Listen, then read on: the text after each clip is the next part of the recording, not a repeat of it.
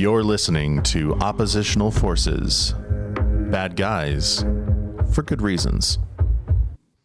All right, everybody, welcome to Oppositional Forces. I am your host, Scotty Don't. Joined with me today in the Smash Lab raid room is the last Jotun of the Frozen North, Mr. Frost. Say hi.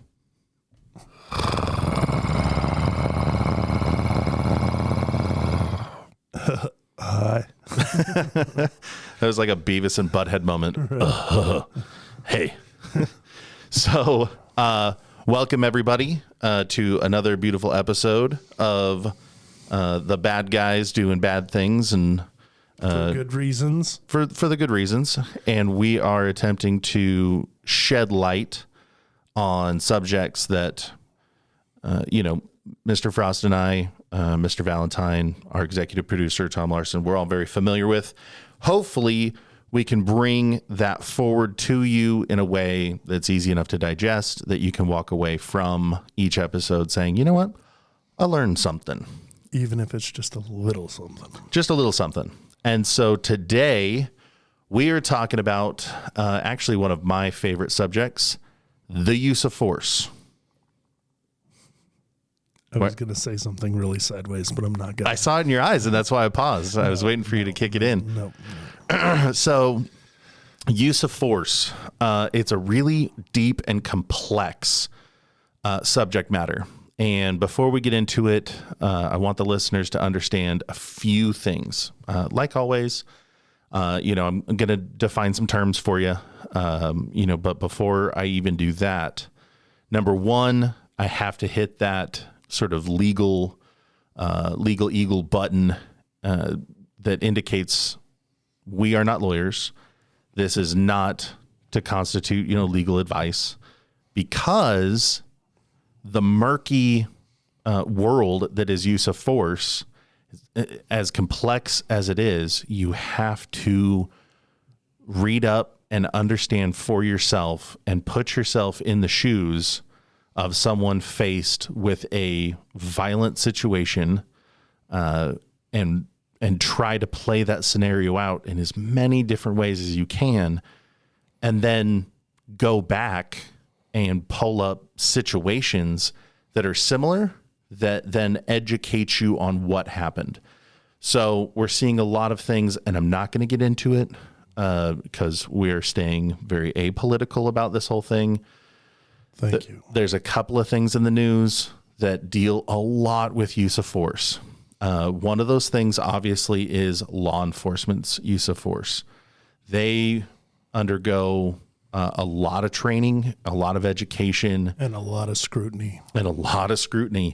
A situation that unfolds in 5.5 seconds is going to be scrutinized online and in the courtroom for years to come. So, they have to deal with that all the time. It's very complex, and everybody turns into what we used to refer to in the Marine Corps as a barracks lawyer in a heartbeat as soon as they see, the situation, the videotape, or hear, the kind of the rundown of what happened, and people start, swaying back and forth. Speculating. Exactly. So that's law enforcement. The other side of that is personal civilian run-of-the-mill use of force self-defense. This is something that you and I teach on a regular basis. There are hours and hours of required learning for somebody in our position, both as certified instructors through USCCA, those that go through and you've been through some of the courses with the NRA, National Rifle Association. Excuse me. And making my eyes droop now. The stereo instructions are going to put you to sleep. Death by PowerPoint, even worse than the Marine Corps. Right, exactly. And the reason they do it that way is because of how complex the whole situation is. No situation is identical. Every situation could have been handled differently and likely better.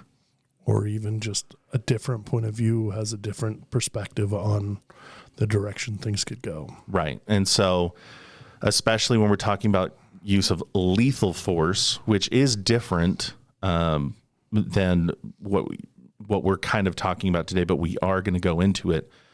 The use of force, has its own barriers, its own kind of stair step, what we call the Force Continuum, and we'll talk about that here in a little bit. But as we start to scratch deeper under the surface, I'm going to define some terms just so everybody's on the same page. The use of force is the amount of effort required to engage with, subdue, and stop a threat of bodily harm or destruction of property. Now, that one's a little complex. I understand that, especially when we start talking about property. But if you'll bear with me, I'm going to go to self-defense, and we're going to double back to all this stuff as we tear into it. Self-defense is the defense of a person or oneself through physical force to answer the charge of violent crime. So that seems pretty clean, but once again, there is a lot of minutia that you can start throwing into the mix. And before you know it, you're in an incredibly complex situation where every choice you made for the last week builds up to the situation that you find yourself in. Down to the things that you ate and drank. Especially drank. Or eaten. And so with that, let's get down to the nitty gritty. Use of force. Why do we use force, Mr. Frost? Well, use of force has so many different layers. Let's start with that. Use of force can be just a verbal thing of, hey, stop. That's a form of use, a use of force. You provide a presence, without getting too crazy with people with their soft feelings anymore, saying, hey, stop. Some people can actually and have charged people with assault. Right. And it baffles my mind, but that's a use of force. Right. Yeah. And especially nowadays, there's a strong leaning toward calling things violence that are not, it's not the same as force. Violence in and of itself is a physical act. Right. And force, like you were just talking about, has a verbal element. It has a presence element to it. And so I think where people get mistaken in their interpretation of an event, especially something that's happening to them, is they want to assign the malice of violence when what they're really, butting up against is a softer form of force. Right. And so this is where it starts to get really murky into the world of personal decision making. Right. Is it even worth it? Right. With you being just there sometimes, which is an element of the Force Continuum, which is presence. Sometimes you are unnecessarily continuing to be somewhere that is showing you by what goes on and how people react to you, that just by your mere presence, you are creating a worse situation where, though in most states, most is kind of a strong word, in some states, you are not required to leave, though someone may, be escalating the situation.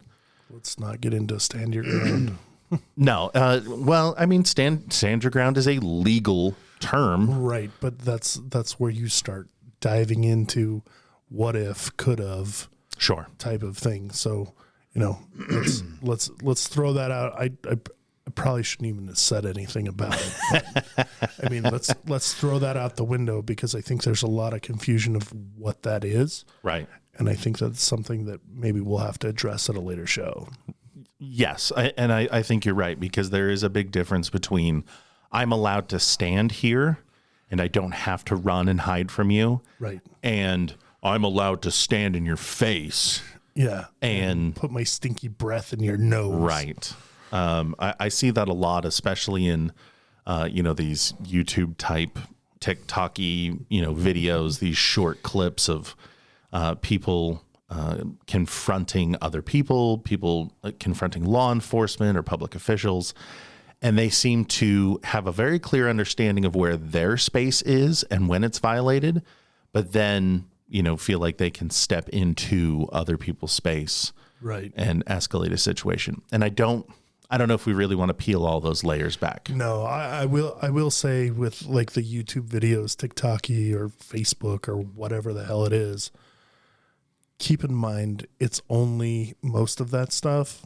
Seriously, you don't see all the chain of events that lead up to that. So when you're quarterbacking and you're saying, oh, that guy is in the right, you don't know what brought the police presence there or the security presence or just another person. So you have to keep that in mind before you start quarterbacking and saying, oh, that guy is in the right of, being in that other dude's face or something like that, because, you don't have all the story. Right. And oftentimes when you, let's put you into this situation, the listener, when you're confronted with a situation, you have to kind of pull yourself out of it and attempt in that moment to be as objective as you can, because your objectivity could be the difference between you've got to go blow off steam for a couple of hours, drive around, smoke a couple of cigarettes, have a drink, go to the gym, whatever it is that you got to do to go, work that aggression off, and you having to sit in an interrogation room for hours on end and explain why you were there, why you didn't leave, why you made the choices that you did that led up to the event. Right. Because I'm going to sound like my mom here, but it takes two to tango. Oh yeah, most definitely. You can, the best way to avoid a situation is not to be there. Right. I mean, as much as I like to be confrontational, as much as I like to I come off as wanting to be violent all the time. Mm-hmm. 9 times out of 10, like somebody's giving me a hard time, I'll just walk away and be like, you're right. I'm dumb. Right. I don't care, because it's not worth knowing that eventually they're going to find that button. And once they do, I know what it is to be in a pair of handcuffs and sitting at an interrogation table going, well, see, what had happened was. Yeah, and it's not a fun place to be. And people think that owning someone with your fists, or more, right, is some sort of dominant move that, we've kind of harped on it before. I'm not going to call it all out again. But that sheepdogish mentality, that lion mentality of, I'm not going to allow this fill in the blank right. to continue around me.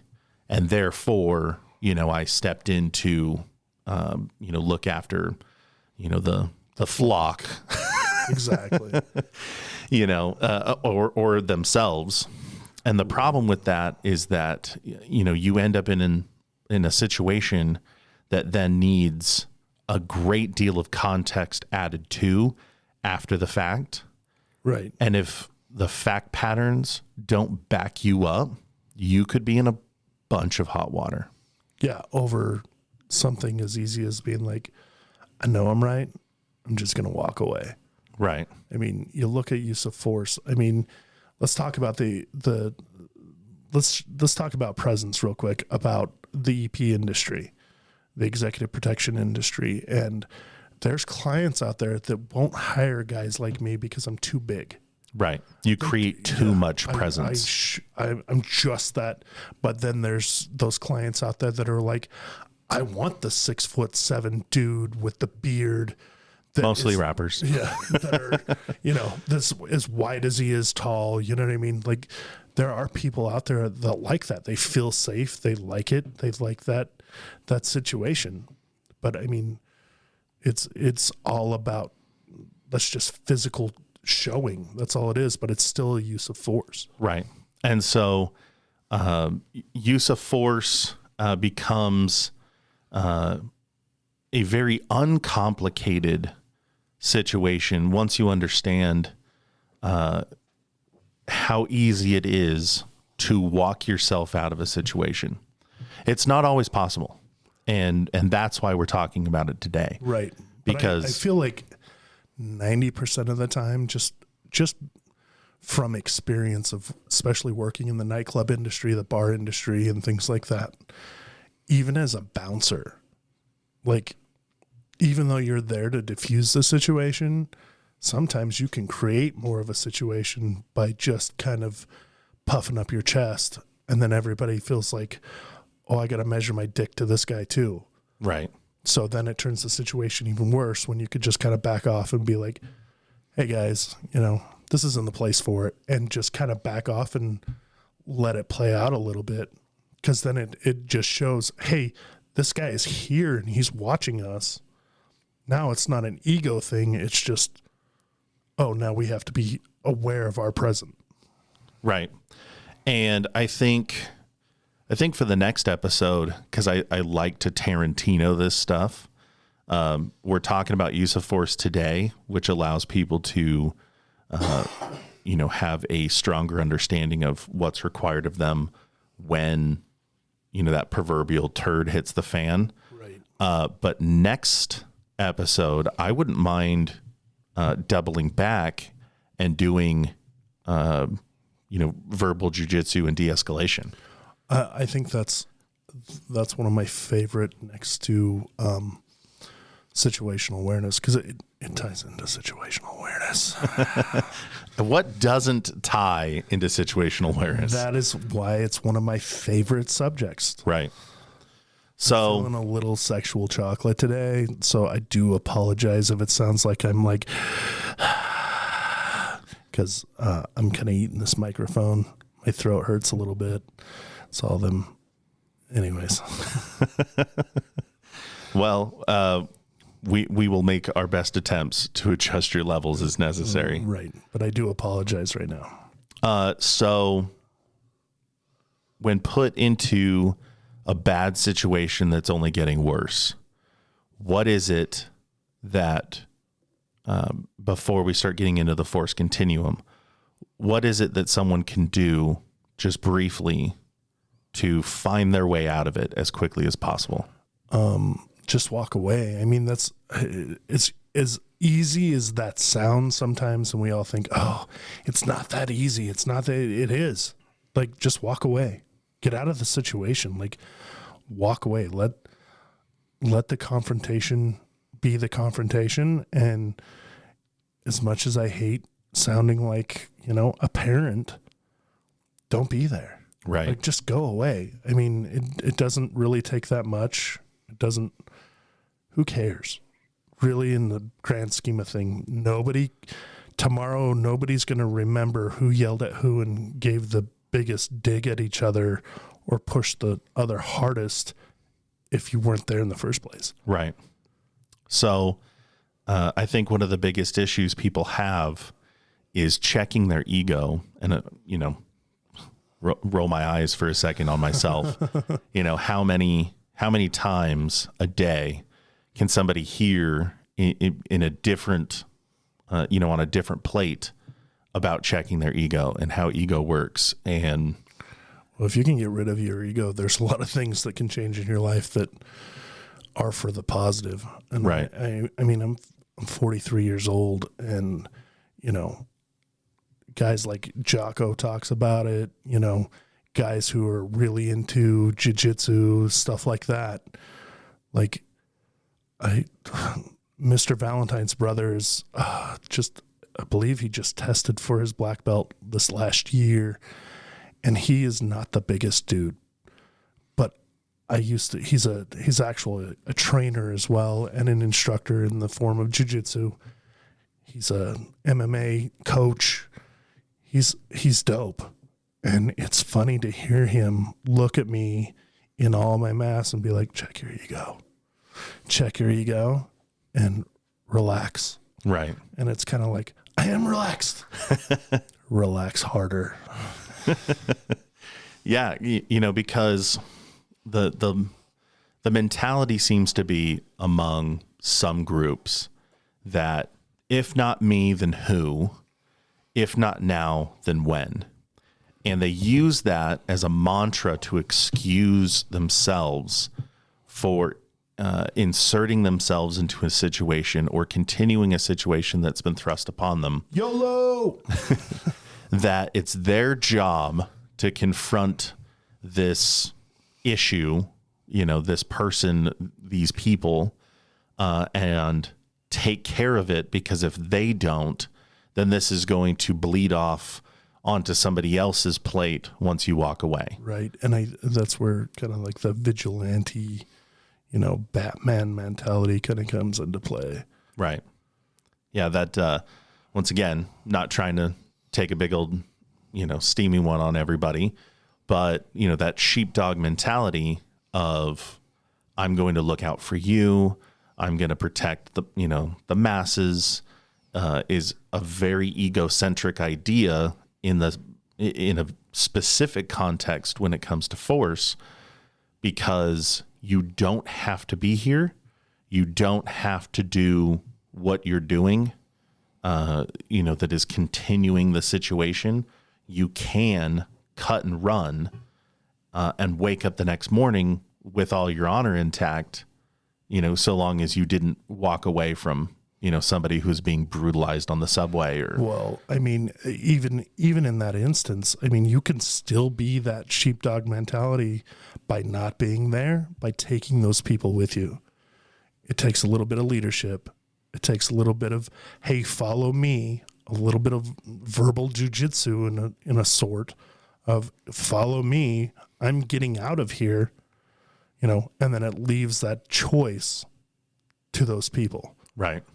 But as you're getting out there, getting away, like I see that as a form of protection, to be very honest with you. I think that that's a very admirable way of helping the masses of like, hey, I'm not a coward. I'm not running away.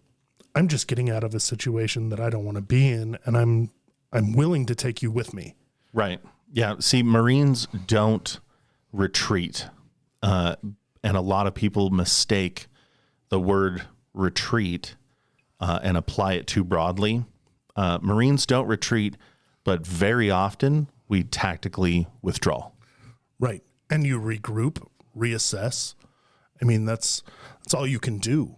I mean, I don't know. I feel like we're spending too much time on this, but at the same time, I really think that people need to get this through, that, it's not a bad thing to not be there.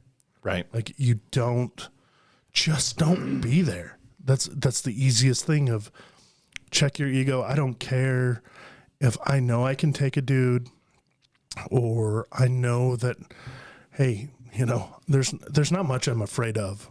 And when it comes to somebody can point a gun at me, somebody can pull a knife on me,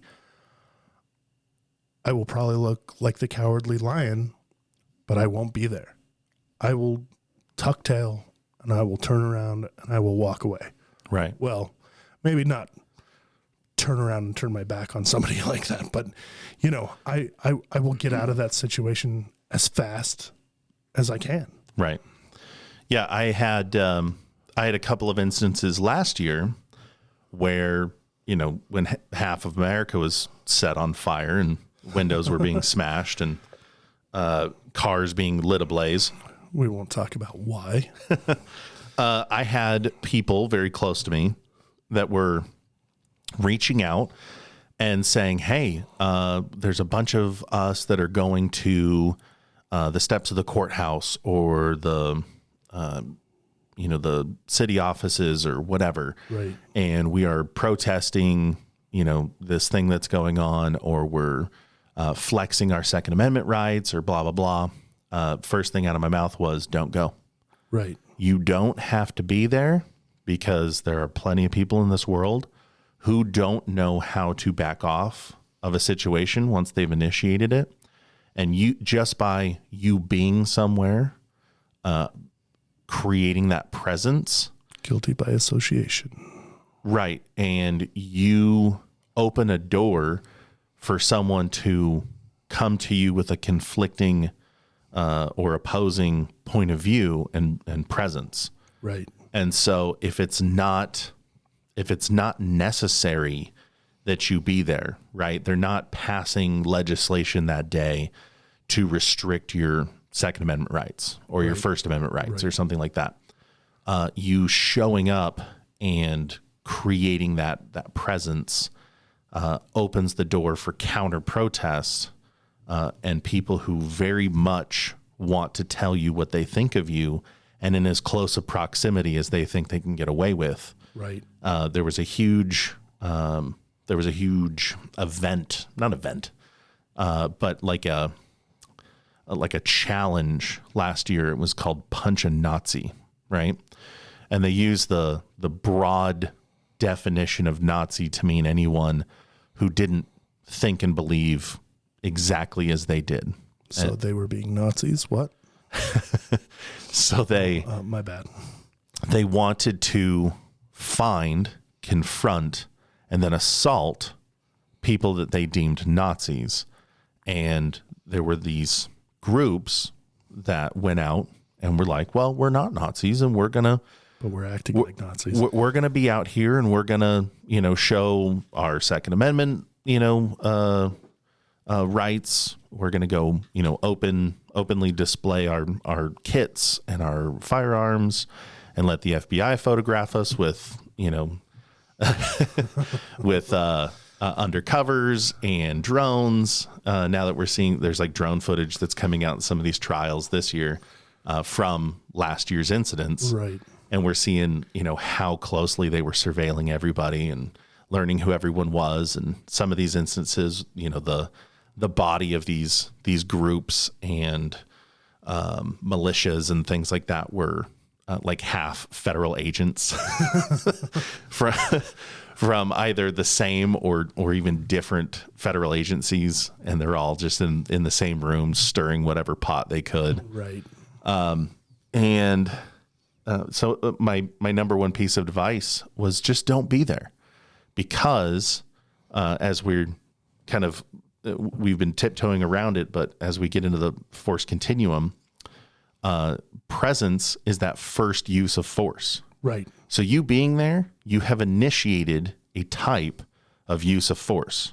Right. So your presence in a situation, and let's say you're confronted with something you can't back down from. So let's build this up now. You wanted to leave, you can't leave. Okay. It's your house or it's your car or you're backed into a corner.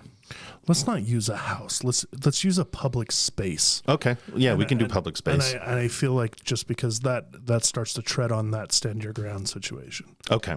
Yeah. So you're in a public space and a problem has found you. Right. You didn't go looking for it. You're looking left, you're looking right, you're looking behind you, you're looking in front of you, and you don't see an easy way out of this that doesn't expose you, to a violent situation that then you can't react to because, you're showing your back. Right. So presence is a really good way of meeting somebody else's presence. Now, when you talk about being confronted with a wild animal, it's always make yourself look bigger.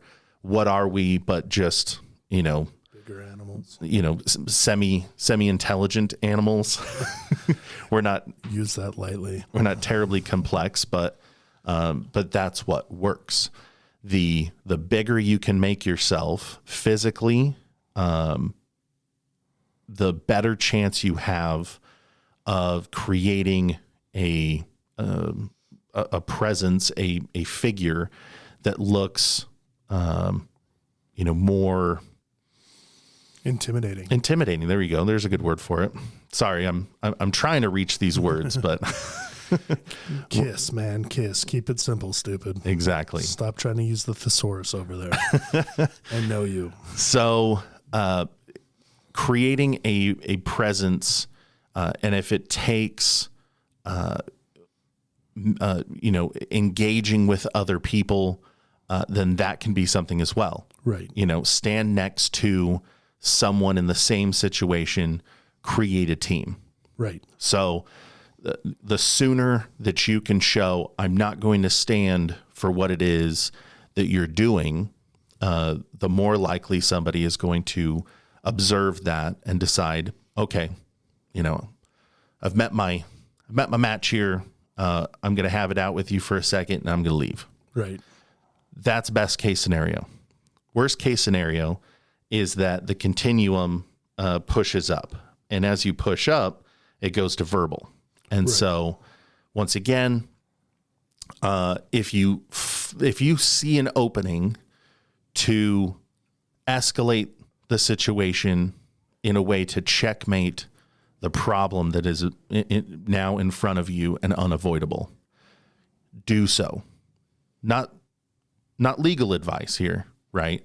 But if you can jump over the top fast enough to cut off their momentum as they're trying to build up their force continuum against you, then being the first one to the punch, pun intended, you find yourself the person who is willing to meet the challenge that is very rapidly circling the drain, and cut it off at the source.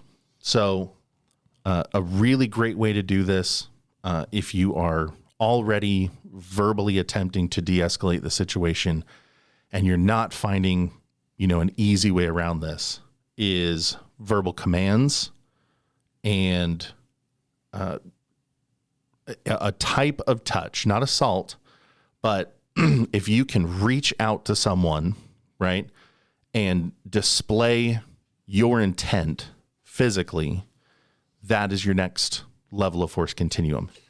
Like, hey, you need to stop what you're doing. I understand where you're coming from. However, this is going to stop now, and this is why. Right.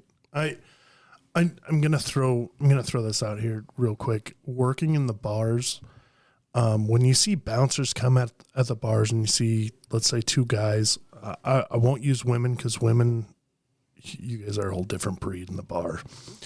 But two guys, if you're trading insults, 9 times out of 10, if you watch bouncers, unless if they're power hungry or they're just too violent and they shouldn't be there, they'll hang back and joke back and forth about what's going to happen, because 9 times out of 10, it's exchanging insults, and somebody's trying to puff up their chest bigger than the other, and then it stops because either one, their friends intervene, or they just kind of whatever, you know what I mean? But if there's an actual fight, if you watch bouncers, good bouncers, and you know who's going to fight, like, because one guy will not talk, another guy will scream and yell, and the other guy's just waiting for that opportunity of, I'm going to punch him square in the face. Right. And I think that is where you start using that verbal stuff. Me as a bouncer, I use that as kind of my use of force, in the aspect of, hey guys, I need you to calm down. Take a breath. I'd never tell anybody to calm down because that pisses people off usually more than anything. But, hey, take a breath. Here's what's going to happen. You guys start fighting, I'm going to put my hands on you. And immediately, if they frequented the bar, they knew what that meant. Right.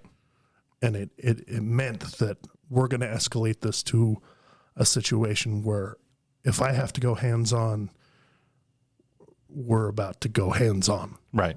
And so some really good commands can be really direct, right? And give them the intent, give them where this is going so that they can understand what position that you feel like you found yourself in. Like, this needs to stop. You need to back away from me and leave me alone and let me leave. Or right, you're going to put me in a position where I have to be in defense of myself. Right. And these people, whatever. Whatever it is. And I strongly urge that you direct it at yourself, because the minute you try to sound like you are trying to be Captain Save-A-Ho or Batman or the sheepdog, whatever you want to call it, I think that is suddenly now an ego thing. Like then it turns into, I'm going to push these buttons. Right. And the biggest issue that you're going to have in all of this is trying to find a way out of it every step of the way. If you can find the command, the forceful, voice of reason that allows you to leave, find it. Right. Identify it. Even if it's like stop and they're surprised that you use an aggressive like stop, and then you notice that everybody kind of stops and is like, whoa, where did, that mouse suddenly turned into a lion, and everybody's kind of taken back, especially with a woman. Right. You know what I mean? And you see an opening to turn and run. Yeah. Use your diaphragm, use your big boy voice or big woman voice. Big girl voice, whatever you want to call it. And let them know, like, this is done. It's over. Right. Back off. Get away from me. Because what do you hear when you're watching these World Star videos and cops are twisting somebody into a pretzel? Stop resisting. Stop resisting. Stop resisting. Stop resisting. Right? Because you have to imagine that every situation nowadays has 1 to 1,000 people with their cell phones out videotaping what's going on. And you are going to have to relive this moment over and over and over again. And the last thing you want to do is being the person who escalated the situation unreasonably, right? Because the word reasonable is going to come into play later as a legal term to Yes. to identify your behavior and would a reasonable person have done what you did. So if I tell you, back the hell off of me right now, or I'm going to shoot you in the face, that's not okay. I like that. It's by no means the proper way to handle the situation. Well, and you have to identify what your legal parameters are. Understand the state that you're in, the country that you're in, understand, what the precedence is. And that's why this is such a convoluted, murky place to be. Right. I mean, even in Afghanistan back in the day, when, shout out to Jocko, that's kind of his thing. But anyways, still like an artist. Anyhow, rules of engagement, first time in Afghanistan, we were yelling comments like that of like, back the hell up, I'm going to shoot you in the face. But I think it was more because we were scared, just as they were, like whoever we were dealing with, because it was a new environment to us. Right. And they don't understand us anyways. They understand the action. They understand the body language. Your presence. Yeah, but they don't understand what we're saying. Right. So, in this fictitious situation, the individual in question that is confronting you decides they are going to be the one that slings the insults. They are going to be the one that slings the threats. Okay. If you're being threatened with physical violence or resistance in this situation, then you are now in a new ring. Okay, this is your third tier of your Force Continuum. And at this point, this is where if someone has now violated your personal space, they are attempting to get a hand to you. They're trying to usher you somewhere, move you, manipulate you in some sort of way. Now you find yourself in the sticky situation of meeting that force or escalating it yourself. So in the legal world, what you are experiencing as someone starts to passively physically manipulate you, it's still assault. I don't have the right to reach out and touch you, in an aggressive way to try to change your behavior, right? And if someone does this, they have now introduced a new level of complication, and that's the physical touch. So at this point, if you have the wherewithal, you've identified the objective truth of the matter, right? You are the one who has in every step of the way tried to get out of the situation. You've tried talking your way out of it. You tried yelling your way out of it. And now this is starting to get up close and personal. For me, this would be the situation where I want to meet and then greet you at the next door before you have a chance to get there. Okay. So if you put a hand on me, this is the escalation to a physical confrontation. And that next use of force is takedowns, pain compliance. And if you're in a situation where it's lawful, you've been trained and certified to use that sort of material, to introduce chemical agents like OC, because it's assault. Right. I think that's extreme. This is extreme. I mean, that's super extreme. You're going to start pulling out pepper spray or, the bear spray or the wasp spray or something like that. Like, I get it. That's you're in fear. I totally get it. But I still think that there's still a chance to de-escalate, even using verbal de-escalation. That is the proper time to start thinking about it. But I think it's just because I am so used to being that big guy that I know that not many people are going to ragdoll me around. Right. Here's the problem, though, is in a situation as a bad guy, right? Because that's what we do. Right. I'm your bad guy. Now, I'm in your bubble, and I'm attempting to get you to go left or go right or forward or backward. Okay? I know what I'm doing. Do you know what I'm doing? And that's the problem. The problem is that you could never know what someone is expecting from you and expecting you to do. And if they put you in the position that they want you in, they have the upper hand.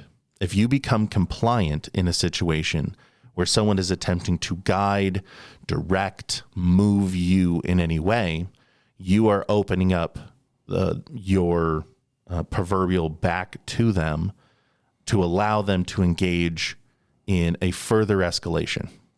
If you can't find yourself out of a situation that maintains your bubble and you are trapped and objectively you have nowhere to go, then to the ground it is, boys. You know what I'm saying? Well, because here's the thing. This is why, I tried to preface this the best that I could, because I knew you and I were going to engage on this a little bit. Right. And I think that because I've had it pumped into my brain so much of like, you can only use the level of force that's been used against you as you escalate force. But because I have the mindset that I do of, somebody puts their hands on me, well, they're not going to put their hands on me. You know what I mean? Like, I'm going to do all that I can to break that contact because I don't know what they're going to do. And that's the last thing I want somebody to be connected to me, because essentially you become part of me. Right. The biggest issue that I'm trying to illustrate here is that it though it may not look that way, it has become hand-to-hand combat. Oh, yeah. I agree with that. If they put their hand on my shoulder, it is now hand-to-hand, because that's what it is. You've placed your hand on me. You've engaged me physically. And at this point, I need to meet you where you are and let you know that it goes no further from here. And this is a really great way to get yourself out of a sticky situation before you get into the higher tiers of the Force Continuum, where suddenly use of deadly force becomes a viable option for you, is if you can introduce something to them that says, we're done here. Right. Then it's done. I agree. Joint manipulation, pressure points. Right. I don't, I'm going to tell a lot of you ladies this. Pepper spray is an inconvenience. To somebody like me, the only thing it's going to do is make my eyes water a little bit and make me cough. Right.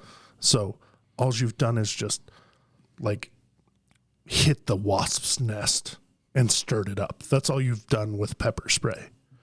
And there's a lot of people out there anymore that are that way. And somebody who wants to do extreme violence and is violent, chances are they're that way.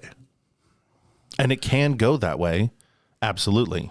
But at the very least, you've introduced something that says, I'm willing to defend myself against the situation at hand. Right. And I agree with that 100%. Because if I'm 5'2" and you're 6'6", 6'7", like I'm going to try to equalize this situation the best I can, because you've put your hand on me. Right. It's not like you're trying to reach out and grab my hand and say, come on, baby, let's go this way. You're not being a gentle giant about it. You're saying, hey, I want this to go this way and you're going to do this. We've turned into Mortal Kombat. Get over here. I've ignored the verbal commands of stop, get out of here, leave me alone, let me leave. I've made a great big old deal about the whole situation, right? So at this point, I'm going to introduce whatever I can within that reason, right, to meet your force. So you've met me with hands. So being the size that I am, 6'3", 340 pounds, I'm going to meet you with my hands. Right. Now, I'm not advocating that you start, busting out your 10th year, brown belt in McMap into this situation and try to stomp somebody's eyes out. That's not what we're doing. Right. Right. Because that is a much further escalation. But I mean, breaking contact and letting them know, I mean, you hit a good pressure point. Somebody grabs your shoulder and you hit that wrist or you hit that elbow. Mm-hmm. Where it's like, ooh, yes. Even with a knuckle, it's one of those things like, oh, okay. I now know that they are very aware of what's going on. Right. You know what I mean? Because the pepper spray may not work on you, but I promise you a solid eye gouge. I'm going to jam 3 or 4 of my fingers right, and it's going to hurt for a while, but you're not going to be able to make eye contact with anybody for a week. Right. Because I've realigned your chakras. Right. And I have got a cherry eye for the next month. I don't like pepper spray. I think that it's a great tool, but I think a lot of people they watch too many movies. You spray somebody with pepper spray, you're getting pepper sprayed too. I need people to really... Especially if you're walking into it. Yeah. You need to understand that. And then it turns into, we won't get into that, but I'm going to say somebody sprays me with pepper spray, I'm pulling you closer to me because I got to know where you're at, because my eyes are going to be blurred for a minute. Right. I'm going to be uncomfortable. So now I have even more control over you. And what are you... You're in that space with all of that chemical. Right. And what are you doing every step of the way here? As the bad guy, you're escalating. Right. You get hit with legitimate, this is meant for people. This is, security and law enforcement level OC spray. You get hit with foam oil spray. And you pull me closer, right? Right. You are saying there's no way out of this for you. Yeah. There's no end to this story where you walk out with all of your teeth. Right. And because you're telling me that, now we get into the next level of the Force Continuum. Exactly. So if I've introduced force and you meet my force, right? You've pulled me in closer, or you've also, followed on with strikes or your attempt to joint manipulate me or twist me up into a pretzel. Now, in order for you to continue your aggression, you're introducing a whole nother level of violence, right? So now I'm getting the beat down of my life. And so as it becomes very clear that there's still no way for me to get out, there's still no way for me to escape, and you're introducing your size, your weight, the power of your boots and your fists and everything about you. Okay. Being the smaller person in this situation, I am now going to engage in that next level of like impact weapons, weapons of opportunity. If I'm carrying something that allows me to introduce a greater level of force multiplier type of thing, a force multiplier of some sort, if it's legal for me to have those things, right? In your state, whatever space. Yeah. Don't be carrying a flapjack in your back pocket because you think it's cool. They are cool. It's a change purse. That's what it is. It's the coin purse. It's a coin purse. Because I can articulate later, and that's where this is going to go, right? Right. Nowadays, police response times are, 6 minutes and under, right? Depending on the situation. There's a serious beating that can be thrown down in 6 minutes. I don't know if anybody has seen an actual good fight, but in 6 minutes, you're breathing heavy and bleeding pretty good if you're actually brawlers. And that's something that a reasonable person has to take into account. If you are confronted with a situation and you know that it could be as many as 6 or 10 minutes before law enforcement shows up. If law enforcement, hopefully somebody's calling the cops. Hopefully, right? Hopefully, yeah. And you haven't had that ability. Let's say it's been taken from you, that initial use of force that brought that person into your bubble was them smacking your phone out of your hand as you're trying to dial 911, right? In that situation. I'm calling the cops and they bat the phone out of your hand or they rip it out of your hand, right? So now... that's actually considered kidnapping. Oh, okay. Well, you've taken away their ability to ask for help. So in that situation, if you can articulate... In the state of Utah, let me clarify that. In the state of Utah, I'm not sure anywhere else, but I know in the state of Utah. If I'm now stuck in a situation that I haven't been able to reason you out of, I haven't been able to shout out at you enough, and now, we've gone to fisticuffs over the situation. Fisticuffs. Yeah, fisticuffs. Put your dukes up. Two back. And I am attempting to encourage you with my fists and elbows and knees and whatever that I'm not the person today. I'm not the one you need to be trifling with, right? Yes. And they take that for what it's worth, and they keep going. You have to go to that next level of Force Continuum. And that's like we're talking about, these impact weapons.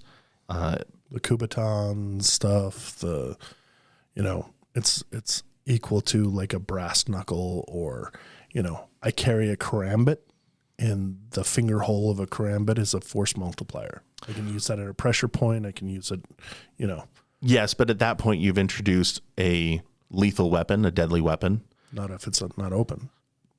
Yeah. That's something that would have to be argued in a courtroom. Right, but that's the point, is that a Kubaton has a sharp point to it, but it's an impact weapon. Right. So, but it depends on what you're able to articulate later and able to show in whatever sort of video evidence exists, witness statements. Right. But that's what I'm using is these are things that you need to think about of what you carry on your person if you're going to really think about escalation of force, because like a Kubaton or, the finger hole of your karambit that folds, well, technically it's a lethal weapon, but a Kubaton, because it's considered an impact weapon and it has a sharp point because it's a impact weapon technically to break windows, but you can drive a Kubaton into somebody's skull. Sure. So, especially somebody your size. right. But my point is that it does turn into, you know, you really have to think about the things that you do. Right. So I've hit you a handful of times with the fists of justice, right? You're not getting the point, and now you've picked up a rock. You have introduced your own, you know, impact weapon, whatever the case may be. You are now introducing what I can reasonably expect to be deadly force. Easily with a rock. Right. Easily. So in a situation, and I don't want to get too deep into the woods, right? Because these are things that are going to be litigated for the rest of your life. Right. And the last thing I want you to do is be like, well, you know, the bad guys on oppositional forces said, if you pick up a rock, I can drill you between the eyes with my 9mm. Right. However, your responsibility every single day when you go out into the great big scary world is to go home. Right. Your responsibility is to make it home at the end of the day alive, and in as one whole piece as possible. Not any extra holes that you don't pay for. Right. So I hear a lot of people talk about, well, why didn't he shoot him in the leg? Why didn't he just poke him a couple times with that knife? You know, I don't know why they had to be Southern in that. Florida man. Right. But the really big issue is when we get into deadly force. It's not a big laughing matter. We make a lot of jokes because dark humor gets us through the dark times. Right. We may say some colorful things on this show about human life. I'm sorry, but what do you keep looking at out that window? What? You. Oh, I'm just looking out the window. Okay. You keep looking. I'm exercising my situational awareness. I'm just asking because you keep looking out there like you're watching something, and it's making me. Oh no, making a little anxious over here. No, just always watching my doors. Okay. As everybody else should be. Yeah, I'm just asking. So, sorry, I didn't mean to to derail my thoughts in their entirety. Yeah. No, it's fine. I'm cool. We're rolling with it. Right. We're live. I think that your biggest responsibility is to yourself and to your family, to the people that rely on you. If you are a source of income, a source of security, a source of comfort to other people, which all of us are, in one way or another. Your goldfish, your dog, right. Your cat. You have a responsibility to keep living. Right. And if somebody has placed you in a situation where you can reasonably articulate in a courtroom that you felt that your life and limb were on the line, then you have the responsibility to save your own life. Right. And I want to preface this for those of you who live in Utah. There is no brandishing law in the state of Utah. Now, if you don't know what that is, look it up. You got Google. But in the state of Utah, for use of force, you can brandish your weapon and say, hey, back up. You know, I have a weapon and I will use this. If they leave, you can reholster that weapon and it's not considered brandishing. In a lot of places, it is. Right. So that's why I'm saying, and I go off of a lot of what Utah is because I'm in Utah a lot.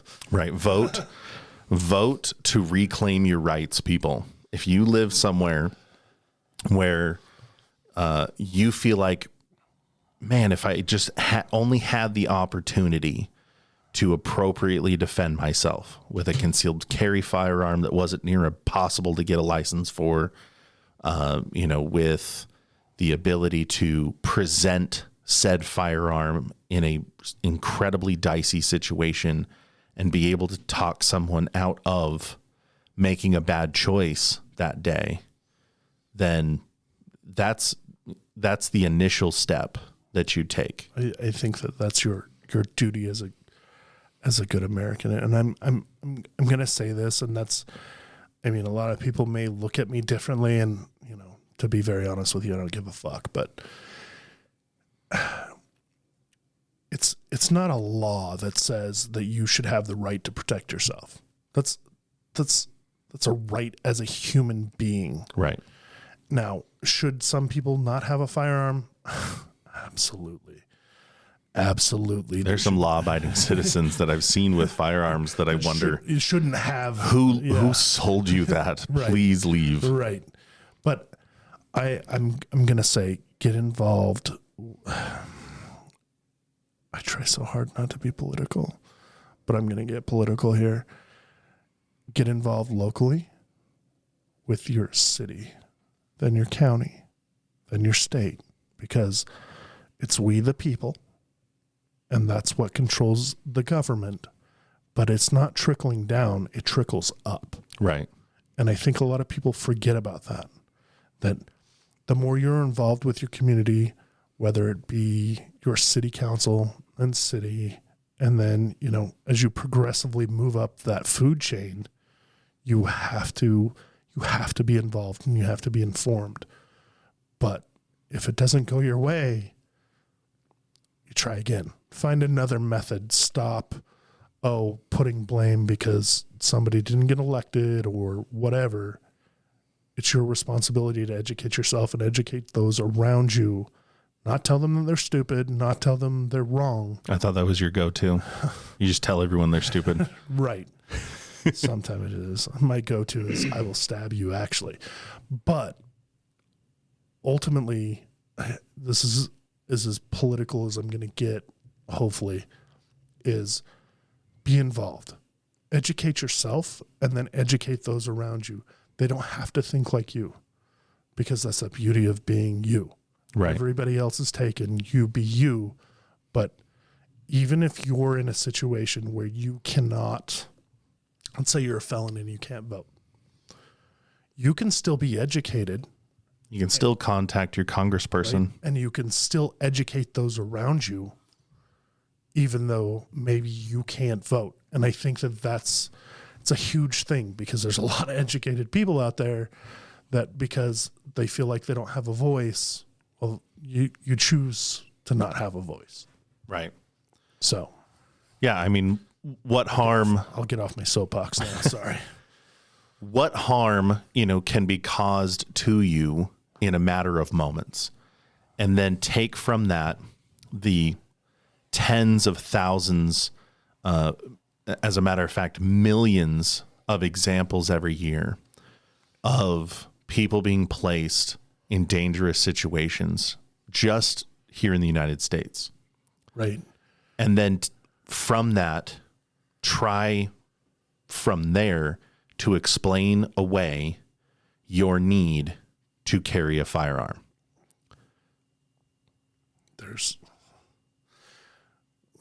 Yeah. Because if it's working on some rough statistics here, if there's 3 million rough average reported incidents in the U.S. every year of people using a firearm in defense of themselves, and that includes brandishing, that includes presenting the firearm and not firing it. Right. If there's less than 350 million Americans, and, take into account children and the elderly, those incarcerated, you stand a pretty decent chance of finding yourself in a situation that could go ugly any minute. And there's YouTube video after Facebook video after World Star video that you can watch. World Star. That will educate you on how quickly the world can go to total crap. And thankfully, here in our beautiful state of Utah, I haven't been confronted with more than a handful of situations. And I feel like I've recognized some of those situations and been able to cut them off at the pass because of my situational awareness, because of my attention to detail, the fact that I stare out the window and look at the door, distracting Mr. Frost while we're talking. For those that haven't fine-tuned their situational awareness and can very quickly roll into a situation that they don't want to be in. And none of us are out there looking for, that dangerous situation. If you have taken any of my classes, the number one thing that I say to everybody is it's between you and me, and it's always going to be me. And I don't mean that in, I'm going to shoot you first. I'm going to stab you first, or I'm going to punch you first. It's going to be me first. That means me going home. That is my number one goal. Right. Going home. I want to go home where I don't have to talk to the cops. I don't have to call the lawyer that I have on retainer, or that I have, paid for my insurance, or I have to have them, my insurance bail me out because something went sideways.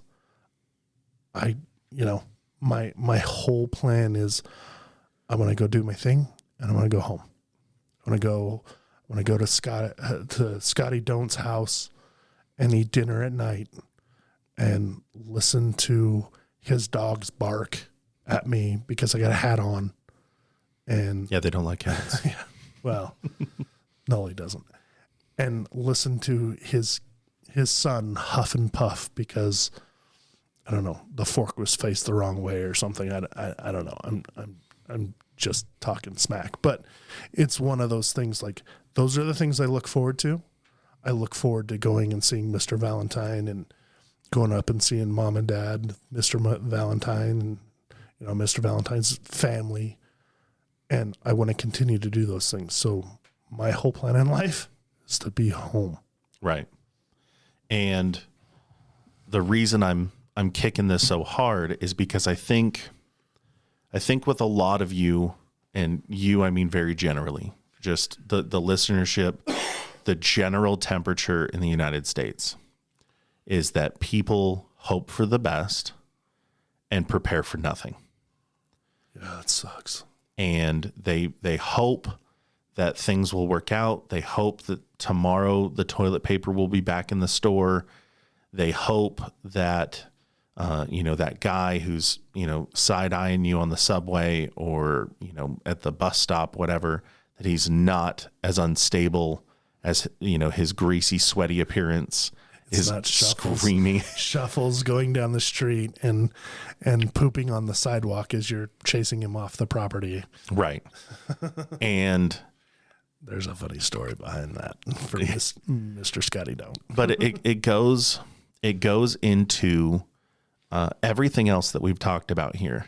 And if it means you or them, it needs to be you always that makes it home. It needs to be you that continues on with your life. Now, I absolutely hate the expression about, I'd rather be judged by 12 than carried by 6. Okay. However, if you break that down a little bit, there's a little bit of method in that madness. There's a little bit to the idea that there's a big difference between litigating a situation that you, as objectively as you could, while it was going down, tried to find your way out, tried to find the fastest, most appropriate way to diffuse or stop the threat. But at least you're not dead. Right.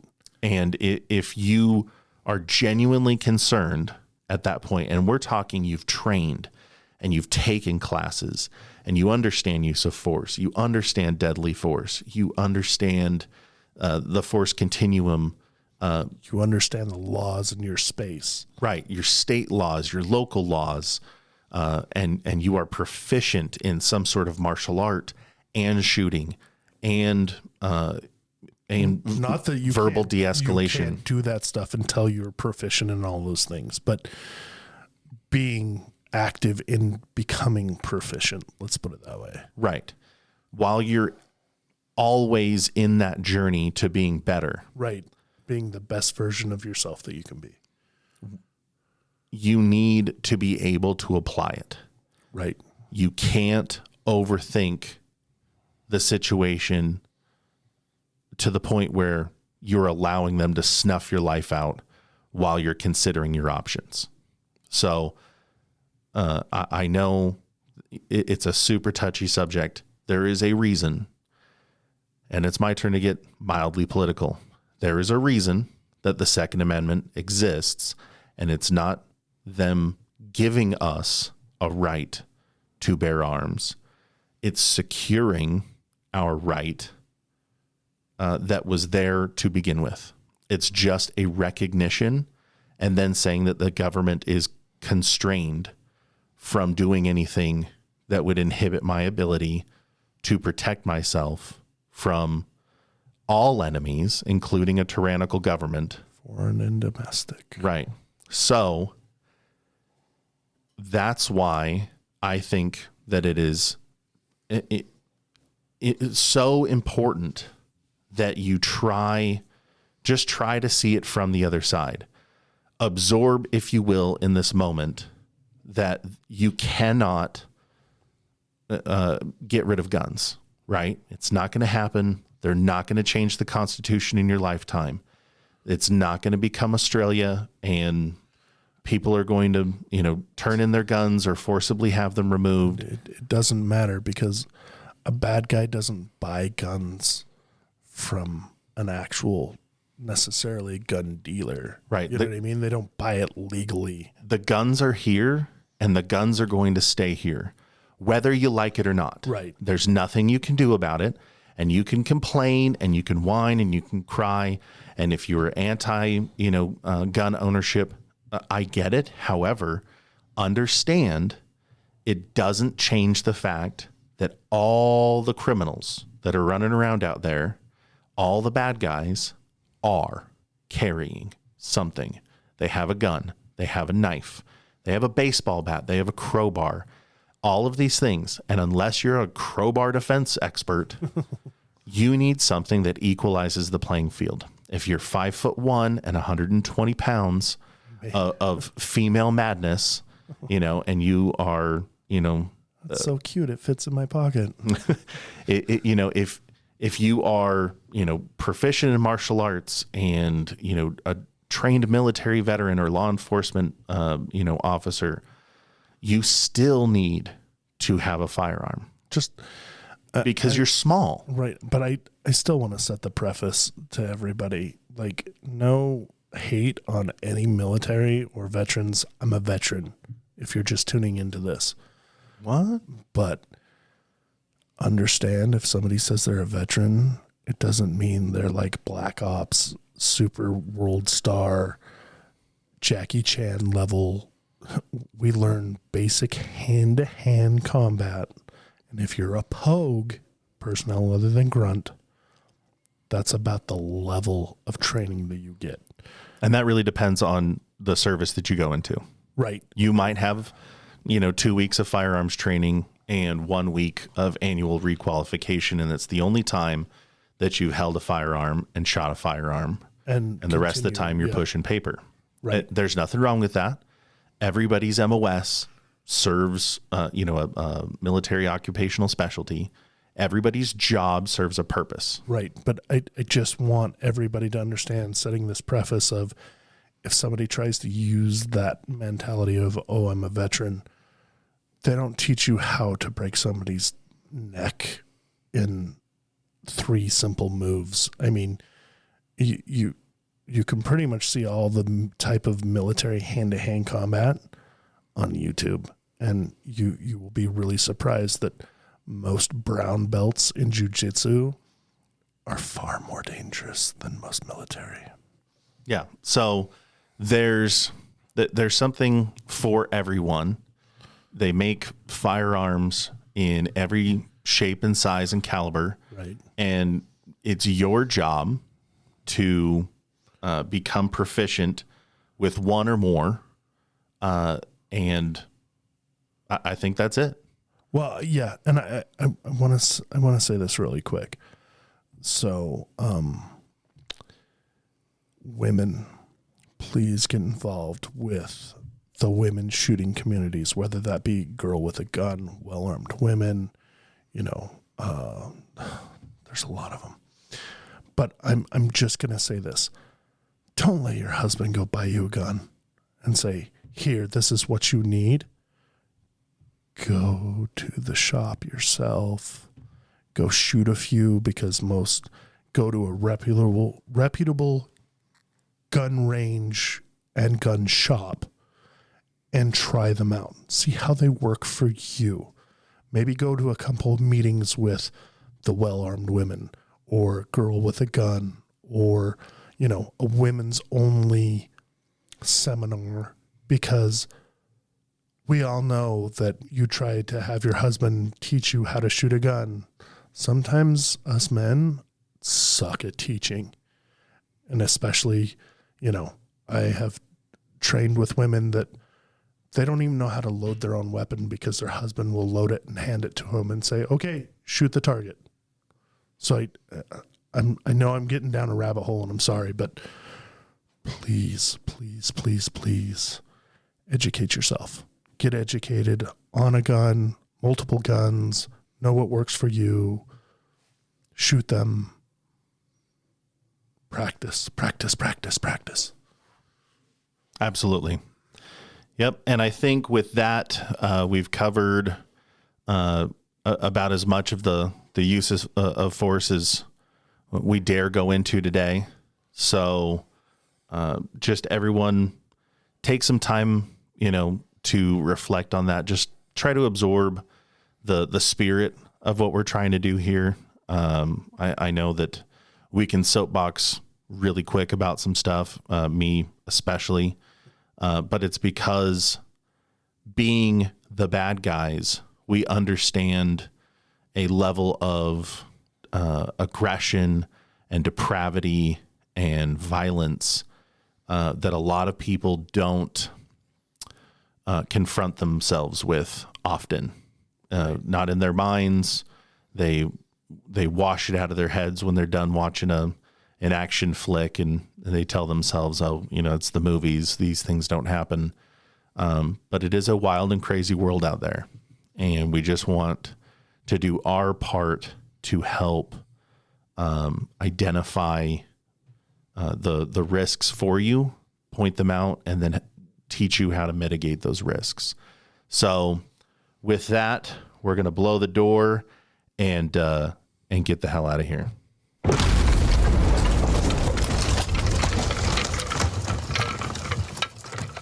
Tomorrow wouldn't be the same without you. Indeed. So thank you for being with us, and everybody from Op4. Want to thank our executive producer, Tom Larson, Mr. Frost, Mr. Valentine. Of course, I'm your overly wordy host, Scotty Don't. And patting him on the back. I want to point all of you in the direction of our website. It is badguyforhire.com.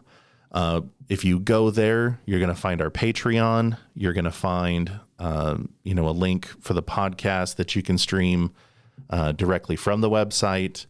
And you're going to see a lot of options for the different things that we do, the training that we help with. And one of the things that we were talking about today, when it comes to firearms, you can never train too much. And so one of the things that we offer is concealed firearm classes, shooting classes, self-defensive shooting, use of force and self-defense, situational awareness. And if you come to us, especially for the ladies, as Mr. Frost was waxing so poetically, we will help you identify a firearm that is right for you. And we will teach you, and we will teach your family and outline the safety parameters, and how to safely and effectively start your training, all the way from super novice, I've never touched a gun before, to I grew up with guns and I'm fairly familiar with firearms, all the way up to, other firearms instructors and shooters. We always like to cross-train and see who's doing what and what's new and what's cutting edge, and maybe we bring some of those things to the table as well. Yeah, so if we're not able to do it, we know a lot of people that can direct you right. So reach out to us. All of our contact information is on the website, and we can get you scheduled for a CCW class for Utah. We're Utah specific for our concealed firearms class. If you have a concealed firearms permit from your state, your home state, you can also get a Utah concealed firearms permit, which then gives you greater reciprocity, and also, can help in the traveling that people do on a regular basis. So if you're trying to conceal carry everywhere, Utah's a great one to have. It's got reciprocity all over the place. You can go to uscca.com and look at the reciprocity list. It varies every now and again, but it's pretty reliably like 35 states and some territories. So with that, appreciate you guys being here, and we'll catch you next time. Thank you for listening to Oppositional Forces, Wage War, and Stack Bodies.